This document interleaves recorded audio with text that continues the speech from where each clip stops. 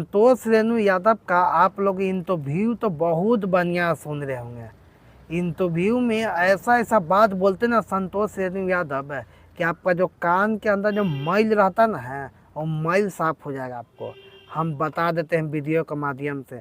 जब से मनीष कश्यप जेल से छूट के आए ना है, मनीष कश्यप पर संतोष रेणु यादव हाथ दम धो के दम पीछे पड़े हुए हैं। ठीक पढ़े तो है ये हैं। अब एक ऐसा ऐसा बात भी बताते ना है कि क्या बोलल जाए।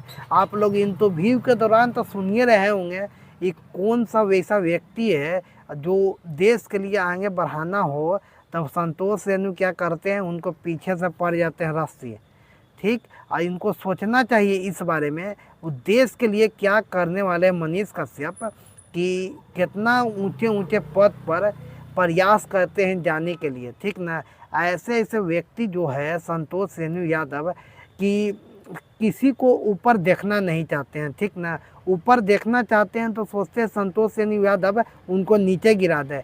इससे पहले क्या किया था, खेसारी लाल यादव के एक डिफेंडर लिए थे। खेसारी लाल यादव डिफेंडर लिए थे, उनको क्या बोलते हैं कि उनको चक्का जो है ना, चक्का उनको खोल के बेचे पड़ेगा। ठीक ठीक ना, आई उसको पास खेसारी लाल यादव को पास उतना सकान है तब तो भैया वो डिफेंडर पर चढ़ रहे हैं।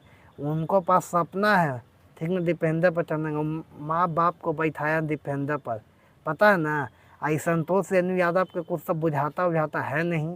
ठीक, अब प्लस में ये देखते हैं कि जो भी व्यक्ति ऊपर पहुंच रहा है उसको टांग खींच के नीचे गिरा दे। संतोष रेणु यादव के यही काम है।